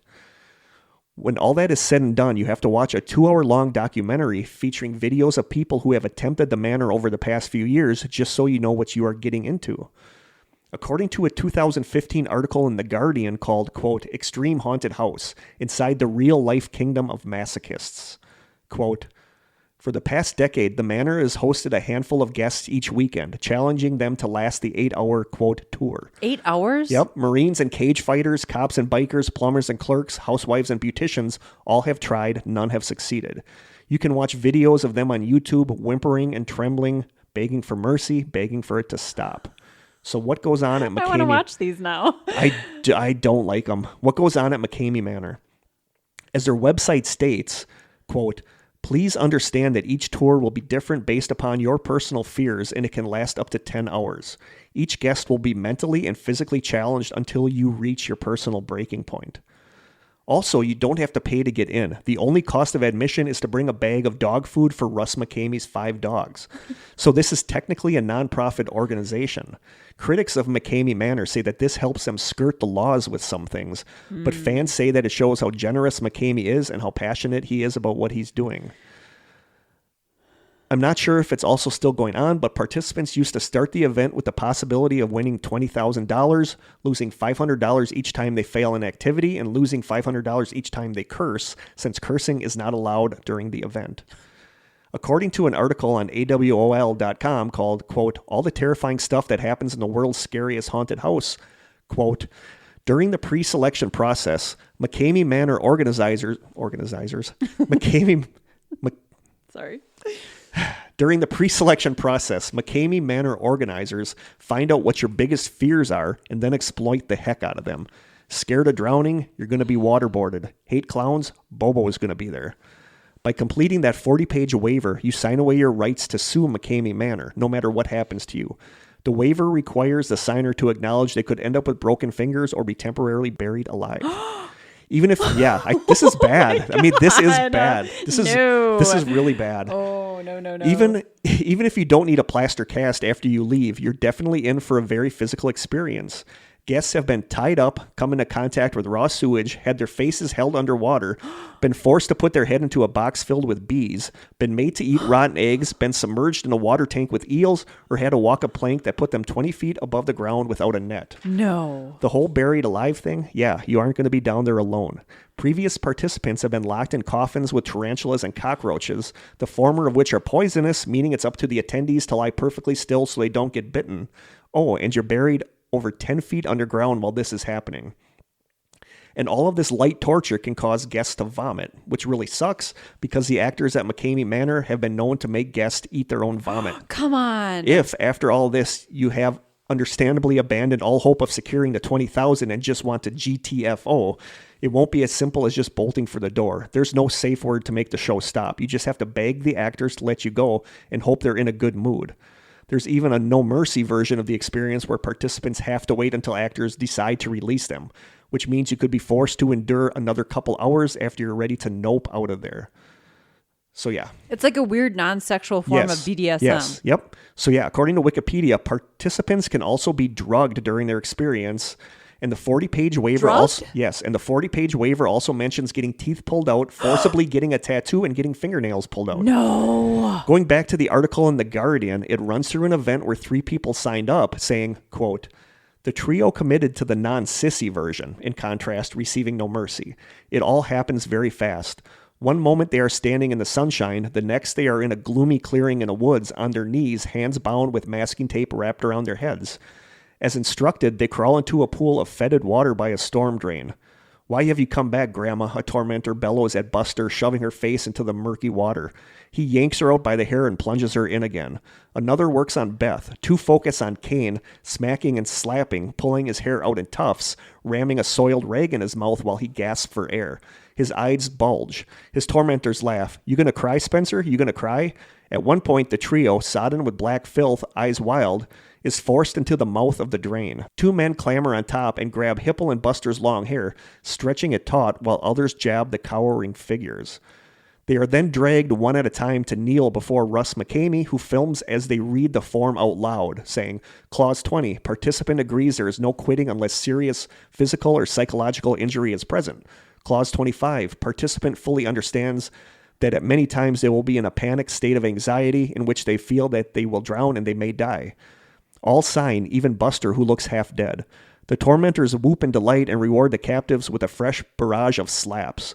Sweeney, dressed as a lumberjack, tosses them like dolls into the back of a black pickup truck, and they are driven to the manor to begin the official tour. It begins with a rat run. Unable to see or properly breathe, encased in soaking clothes, they inch through the maze while being hosed, prodded, and screamed at. "I quit," whimpers Hipple. Sweeney growls, "We tell you when you quit. Move." On it goes, the process of breaking their will with blasts of cold water, smacks, and contraptions which include a medieval gibbet, a water tank, and a chair with buckles and straps for force feeding. When they shave Buster's head, her shrieks could be heard down the street. Help. No one did. After 3 hours, Kane, trussed in a straitjacket, is released and dumped on a sofa. Masking tape is peeled off to reveal a bruised, swollen, tearful face. Bald patches dot his scalp. "Please, Russ, I'm done," he moans. Mckamey puts the camera close and asks for his verdict. Kane can barely focus. "No," he sobs. "No, it's horrible." Given a blanket, water, and a cookie, he slowly revives and almost smiles when his tormentors commend him on a good job.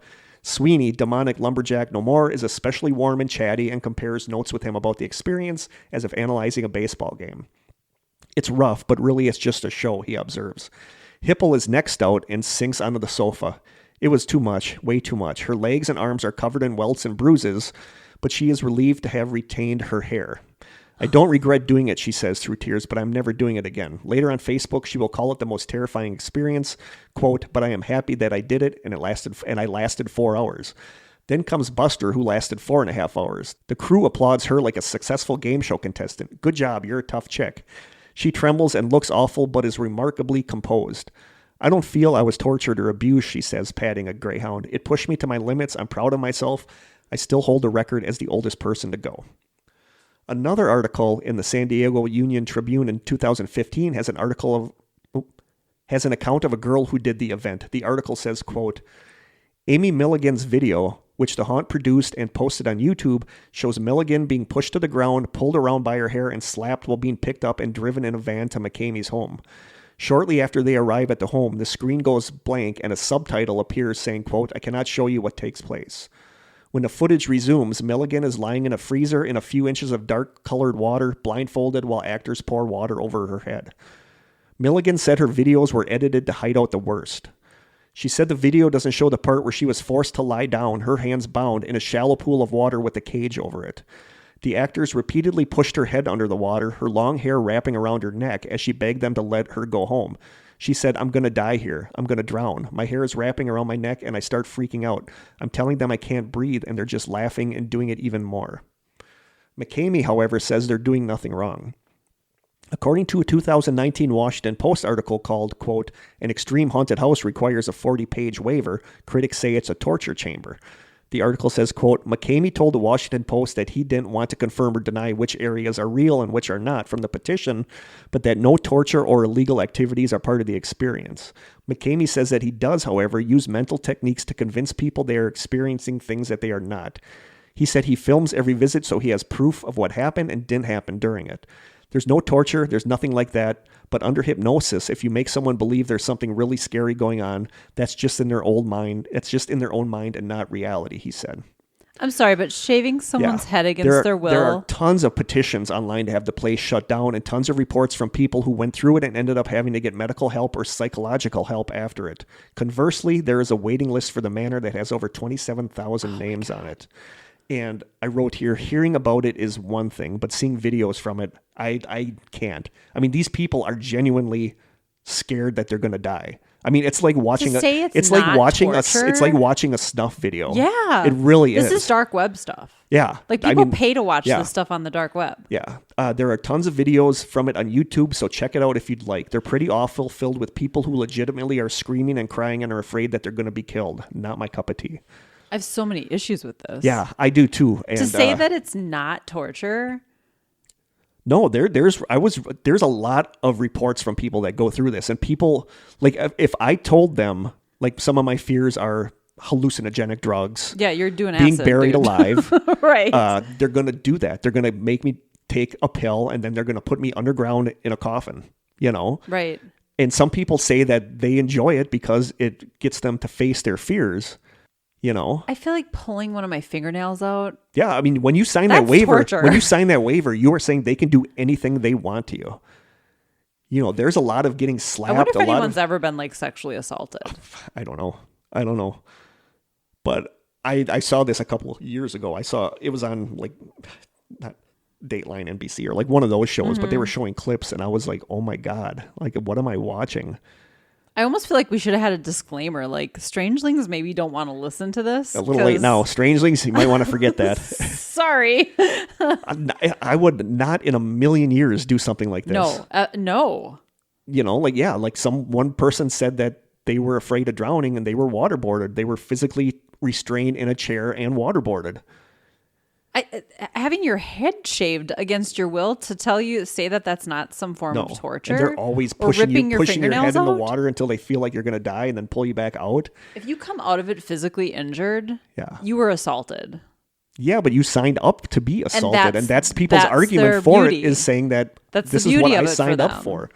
And then like looking at all these forums, of course, people are writing, like looking at like the websites where people were doing petitions against it. In the comments, everybody's like, well, then you're a wimp and should just go through a regular haunted house. You know, so that's... I don't know, man. Yeah, that's Mckamey Manor. That people have asked us... I'm not okay with it. People have asked us in the past to talk about it. I feel like no matter what you think you know you're getting into, you don't know what you're getting into. No. The people say they legitimately thought they were going to get killed. That's crazy. That they did that to get killed. So and to call them actors, I'm sorry, but those people are sadists. Yeah. They have to be through and through sadists to do that to people and to enjoy it. But then they sound like kind of nice after you're done, and they tell you what a good job you did. You know how friendly Ted Bundy was? Good point. I got his picture right here in their coloring book. Yeah, he seemed like a totally normal dude. But yeah, this is one that I've just...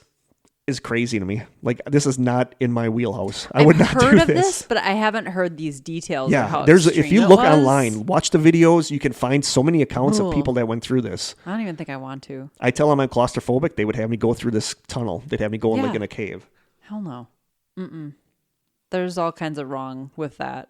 Yeah. And the fact that they can get away with it but we're going to have strangers. We're going to have strangers that say they would do it in a second. You know that we're going to. Probably. Maybe just a handful of people, though. I mean, who would knowingly go somewhere where you know you're going to be physically harmed? And mentally harmed. Like truly physically and mentally harmed. Yeah, and mentally harmed. I would come out of that traumatized. Yeah. I'd probably have PTSD after something like that. Oh, I would too. Nightmares. I would need psychological help after that. Yeah.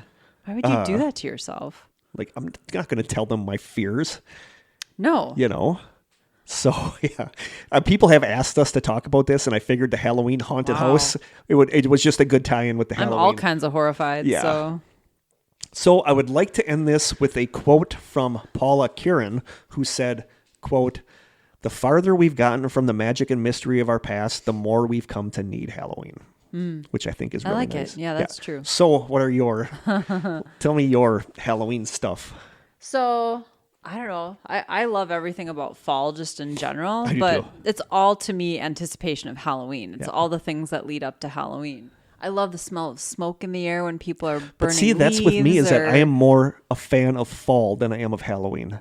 Halloween, they're so tied together for me. I have nice nostalgic memories of Corey and I trick-or-treating when we were kids. Yeah, totally. I mean, I have nice nostalgic Halloweens, but for like these days, the only thing really is the Charlie Brown. It's a Great Pumpkin Charlie Brown. Like, I'm not a Halloween fan. I think, but I don't go to costume parties and and I have most of my adult life. Yeah, I know. So, but I think for me, the things that I do now, like I haven't been to a costume party in several years, but the things that I do now are just me kind of holding on to the nostalgia of being a kid. Like, I carve a pumpkin every year, and I have such vivid memories of doing that with my parents. Newspapers spread out everywhere and pulling the guts out, and like I can smell it. And I remember planning what our costumes were going to be, and it was me and my brother Ryan and my best friend Nikki and her older sister Heidi. They lived 4 doors down, and we always went trick-or-treating together. And I remember there's a story about my dad and their dad took us trick-or-treating once, and they were never allowed to again because every house they went to, someone gave them a beer, and by the time they got home, they were wasted. That was one of my memories. My friend Tom, Tom Bialik, that listens to the podcast, going to his parents' house and drinking. I mean, I was like 21 at the time, and going there drinking on Halloween, and we'd stand at the door and give kids candy, and the adults, if they wanted a beer, we'd give them a beer. So if they wanted an old fashioned, we'd make them an old fashioned, and they'd sit there and talk with us while they drank their old fashioned. But that's a fond Halloween memory. I mean, that was just fun. Yeah. But I just remember Corey and I trick-or-treating. That is my nostalgic thing. But as I got older, I just don't really have any feelings for Halloween. I think I don't know. I think it's kind of commercialized, and I feel that, I don't know. I'm just very nostalgic for what I remember from it at the 70s, but I have not carried that with me. That's what I try to recapture. Like, you saw my house. My house is all decked out. On the inside, I don't really do much on the outside. But I always watch the original Halloween on Halloween because I have to. I probably am going to watch Blair Witch. We might have a bonfire depending on what the weather is like. Like, I don't know. I sometimes try to make something special, like food-wise or whatever, but I'm just trying to recapture the same thing for Christmas for me. Like, I was actually going to say that earlier, that's kind of like how I am with Christmas. Like, Christmas doesn't really. Oh, I love it. I have very fond memories of. Yeah, it's all about childhood Christmas, but I don't. And some of the Christmas and Halloween is probably because I don't have kids. Yeah. I didn't take kids trick or treating. I didn't buy. Me either. I didn't have a Christmas Eve morning with my family. I give Narnia a little extra yogurt, and that's pretty much it. But I hold on to all those memories from when I was a kid, and Christmas isn't about like the religious aspect anymore. It's about the traditions for me. And that's what Halloween is too. Like, we'll probably buy some Halloween candy, and we're not going to go anywhere, and we're not going to turn on our lights for trick-or-treaters, but still for me, it's an excuse to binge on scary movies and the not so scary movies like Hocus Pocus. And I've never seen Hocus Pocus. Oh, I just got into it recently. It's not something I grew up watching. But I like it, and we'll watch if I can find it. Apparently, it's the Great Pumpkin Charlie Brown. Even the music. Did I ever give you Poltergeist back? No, I don't think so. Crap! I got to give that back to you. You should watch it on Halloween. I should. I think it's on Netflix, so I could watch it on Netflix too. Because I usually watch that in the days leading up to. I do. I have like these movies that I always traditionally watch in the days leading up. I mean, I always love that Halloween. Like, this month is always. I don't have cable anymore, but it used to be like scary movies, scary TV shows. AMC have tons, is like tons 24/7 scary movies. The Halloweens have been playing on like regular so rotation. I love that aspect of it. I just watched The Birds not too long ago. I have Psycho on DVR. I've got some classics that I'll pull out for this next week, but I don't know. Awesome. So many good memories that I'm just sort of holding on to with little things that I do now. I think that's awesome. And I love this weather. I like it when it's kind of dark and gloomy and leaves are blowing all over. I do too. I like when the leaves are on the ground and they crunch when you walk through them. So it's my favorite time of year, but I just don't associate it that much with Halloween. I've said that so many times in the last weeks. Like, I'm walking around in our backyard and the leaves are crunching under my feet. I'm like, I love this, and I love the smell of it. Yep. And people are burning. I could never live somewhere where there's not this season. Where you don't have. No. Oh, I know, like driving. Me either. Or a couple days ago, I drove after work. I went to the store to get something, and I drive in a country way out of my way route, and somebody was burning, and you get that smell. I'll roll down my window so I can smell it. You get that smell of burning wood, like a bonfire, and it's just like, ugh. Like Jim might be building a fire in our fireplace tonight because I'm craving that smell and just that ambiance. But I know you love Halloween, so I hope this episode did it justice. It did. I learned some stuff. We're going to sign you up for Mckamey Manor. We're gonna get you going through there. I don't know, man. I've got some mixed emotions about that. I'd hate to see you with half your head shaved off. So do you have a favorite Halloween song? No. I didn't know there were Halloween songs. Well, like the Monster Mash. No. I love that song. That song annoys me. I don't like that song. Oh, really? No. Oh, that's too bad. I don't know any other ones. Well, yeah, I guess. There's not a lot of Halloween. The theme song for Thriller. That's the theme song for the movie Halloween, probably. Yeah. I've had that as my ringtone many years. That's but Thriller by Michael Jackson. That's also very classically played around this time of year. And I think it's just that I like this time of year more than I like Halloween. And I feel like you associate. They go hand in hand Halloween. For me. Yeah. Awesome. So what'd you guys think? Was that okay? Let us know. Yeah, I want to know what your favorite Halloween candy is. Yeah. What your favorite Halloween tradition is. What was your favorite costume you ever went as? Or your I used to go as Spider-Man a lot when I was a kid. Yeah. I was a cat a lot. I was a princess a lot as a kid. You still are a princess. Oh, God. I'm like the complete opposite of a princess. I want to hear what everybody else's traditions and favorite things about Halloween are. I thank you guys for suggesting this for a topic. Yeah, it was such a brilliant idea. At first, I was like, there's not going to be enough. But then I started looking into some of the traditions and the other stuff. And it just seemed like a good time to do the Mckamey Manor haunted house thing. It gives me the willies. I know. So next? Questions? Pickle joke. Oh, do you want to do a joke from We got to do a joke from the new book. We'll do it from Eli's book that he picked for us. So I'll read a joke while you're looking up questions. Do we have any left? You said we were running out. Yes, we were running out. But my friend Carly, not Carly in Australia, but Carly here, says she submitted some and we haven't gotten to them yet. Oh, really? Yeah. Okay. Are you ready for joke number 1? Yeah. You don't sound ready, Kurt. I am fully on board with this. Why did the robber wash his clothes before he ran away with the loot? I know the answer to it. He wanted to make a clean getaway. I'm going to read the first 3 because they're just too cute. How does a skeleton call his friends? On the telebone. Oh, this is easy. What is the richest kind of heir? What? A millionaire. Oh. These are cute. Oh, I'm not going to read that one, but I love the next joke. You're going to save that for next time? Yep. I'll put that here next to our pickle joke book. My coworker, Kurt, told me a joke yesterday on the phone that he thought was so funny that he couldn't stop laughing. I'm going to tell it now. I don't know if he'll listen to this or not, but what do you call a fat stick? What? A pot-bellied twig. I know. I'm like, dude, wow, you're a dad. He told me 3 jokes and they were all just terrible, terrible dad jokes. When we run out of jokes someday, we should have listeners submit jokes. We should. We have to do our song selections. Their favorite dad jokes, which is good because I cannot get on our thing because I don't have a connection. Oh, okay.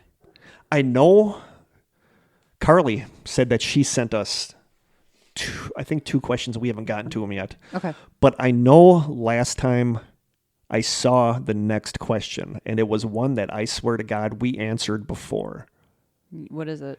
But we can answer it again because it's changed since then. But the question that I saw after this was, what was the last thing you cried at? Oh, jeez. But I know we answered that years ago in another episode. Years ago? Well, it was like 2 years ago. Were we doing these questions back then? I can't remember now. What was the last thing? But it was a long time ago. I do remember some, question. But then I saw that was next in the queue. I don't know. I know mine because I was yesterday. Oh. Aw. Well, it's something. It's not anything. Well, Nikki, my friend Nikki that listens to the podcast, her cat died. And I loved, cat had to get put to sleep. And I loved Parker Kitty. So I was already. Anytime anyone has to have a pet I was already. So then I watched the episode of The Office where Michael leaves the show. And it was so well done that I bawled watching it. Aww. And on top of that, and Parker Kitty, Parker Kitty was bad enough, but then watching that episode like pushed it over the edge. So I like full on cried. I can't remember. Like nothing jumps out at me. I got teared up listening. So I'm really into this podcast right now called The Secret Room. And it's people call in and talk to, it's the whole episode is them talking about something they've never told anyone. That's kind of cool. Yeah. I mean, it's everything from this woman was like a really successful marijuana grower and dealer for 10 years. And another one is like this guy who grew up in Ireland and like a really bad time, basically ran away to America and twice when he was a teenager and never told anybody. Or somebody has a child that they never told anybody. It's like stories like that. Yeah. And it is just so fascinating. That sounds and cool. This one woman who was talking, it was a different story. She got really choked up and I don't know. I just like can't not cry when I hear people getting emotional. So that's the last time I kind of got teared up, but I can't remember the last time I like really cried at something. Like I guess that's a good thing. Like I said, my kids said some really sweet stuff this last week that actually made me tear up. Yeah. So yeah, I can't think of anything that I've actually cried at lately. But it was a combination of the cat and then watching that episode where Michael leaves the show. Is that Steve Carell? Yeah. Oh, okay. Yeah. I've watched like the first episode and I was like, I'm guessing I need to watch more to get into it. Oh, the first season is not that good. It's like Parks and Rec. You have to get through the first season probably. But seasons 2 through 5 are amazing. Until Steve Carell leaves. Right. That's what people told me. The people said that when he leaves, stop watching it and then just watch the final episode of the series. But I'm just going to keep watching it because I like all the secondary characters. Right. But yeah, I cried at that episode. I'm okay admitting that. Yeah. I teared up at the last episode of Parks and Rec for sure. Everybody kind of came back. Next. Sophie told me I need to watch that next. It's so good. Jennifer Parton. Jim and I were going to go as two of the characters on there for Halloween next time we go to a costume Jennifer, party. that I gave a shout out today, said she wants to give me her Netflix password so I can watch that social media thing that you watched. And then Luke, my friend Luke, I told him about that. So he wants to watch that, but I guess it's really good. Yeah, it is really good. So I need to watch that. Yeah. But yeah, that was the next question. Do you know I unplugged my Google Mini? Did you seriously? Yes. It's the little things. Let them listen to me. A lot of people were freaked out by that episode. Some people were indifferent, but I don't know. It's just you know what's going on. It's just one of those things you don't want to hear about, but you know what's going on. Yeah. Okay, what's your song selection? Oh, my song selection, based on what we talked about earlier, is I'm not a jazz guy, but I love the music from Peanuts. Oh, yeah. Like, I dearly love all the music from That's a different kind of jazz, though. Yeah, but it's Vince Guaraldi. Guaraldi. And, but it's jazz. I don't know if you would call it... Instant warm fuzzies. I am, too. My nose is running a little. Probably because it's so cold in here. It is cold in here. But it might be a nostalgia thing, too, but I love his music. The piano and... One of my personal favorite songs is a Peanuts instrumental, and it is by Vince Guaraldi, and it is called Heartburn Waltz. So is there a specific scene that it's from? It's from like the Valentine's Day episode. So it's one that I've never really seen, but years ago, from the library, I got Peanuts Holiday CD. Nice. And I would love that. It had stuff from the Thanksgiving episode, the Easter episode, and this song, Heartburn Waltz, and I just love this. I listen to this song a lot, actually, and it's just an instrumental. It's like a jazz instrumental, and I just feel it's like a very fall song, like a very, very autumn song. I can't wait to hear it. Yeah, I love it. It's one of my favorite things. It's like a de-stressor for me. Like when I listen to it when I'm driving, it just kind of chills me out. Like, I love it. So my pick is Heartburn Waltz by Vince Guaraldi. Nice. I will post it in the Strangers. So we had a new listener with the last name Zappa. Yeah.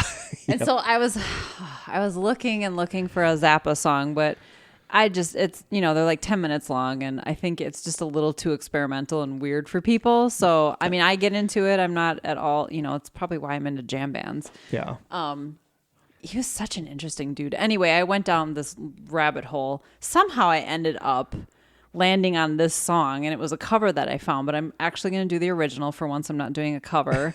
But it's a song by Blind Faith called Can't Find My Way Home. You know it very well. Yeah. Steve Winwood. Yeah. I think a lot of people think of Steve Winwood and they're sort of that like pop music he did in the 80s and 90s, but Traffic and Blind Faith, those bands were amazing. And it was a toss up between this song and another song by Traffic, which I'm going to save for a future episode. But yeah, it's just such a classic. And I found like a live version of them performing it, and Steve Winwood was like, this is a new song we just wrote. So it's like one of the first times they performed it. So I'm going to try to find that again. I like that song. I don't think I've ever heard Blind Faith's good version. Well, it is a Blind Faith song. Steve Winwood was with Blind Faith. Yeah. So that it's their song. Traffic? Traffic was Eric Clapton and Steve Winwood. Okay. And I found live versions of Eric Clapton and Steve Winwood doing Can't Find My Way Home. So yeah, it's just there's something song. Really there's like this longing about the song that I just love so much. So I love his 80s stuff. I'm more into the Finer rock Things stuff. Is one of my favorite 80s songs. Finer Things? The Finer Things by Steve Winwood. Yeah. I'm more into the 70s rock stuff that he did. Mr. Fantasy, that I was going to use that as another one. Oh, you would. That was a Traffic song. I've never heard a lot of Traffic. Oh, it's so good. Well, I'll suggest it on a future episode just so you can hear I can listen to it. Yeah, pretend I didn't say that. Okay, I edit that out of my brain. That's gone. Not out of the episode. You can leave it in the episode. Just out of my brain. Cool. We'll post those in the Strangers. Yeah. And I think that's it. Right.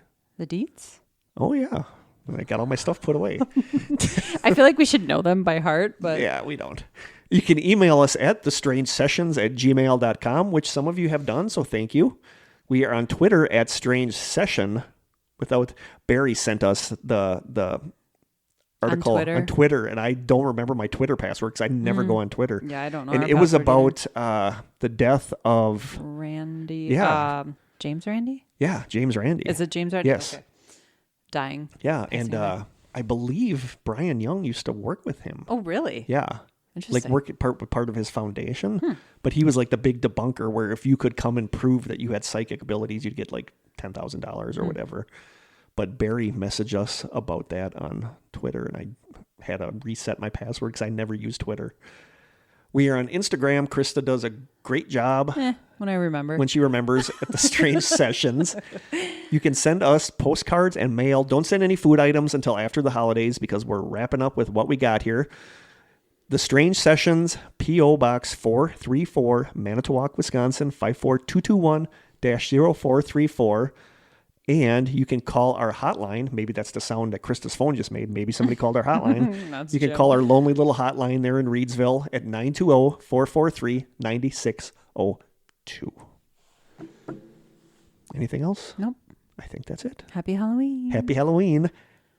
I was totally going to say something else. I just spaced on it. Must have been a lie. I know an episode of Historical Ramblings with Brian and Lauren I was on, and it's going to be released, I believe, this week. We will post it in the Strangers. Really, like it was me, Brian, Lauren, Neil Story, and John Cox. And both of those guys are so cool, which is awesome. So I really enjoyed doing it. So we will post a link to that when it is released. And I think that's it. Yeah. So from Krista and I in the spooky old school media studio for Extra one spooky. of the last times. Until next time, happy Halloween and stay strange.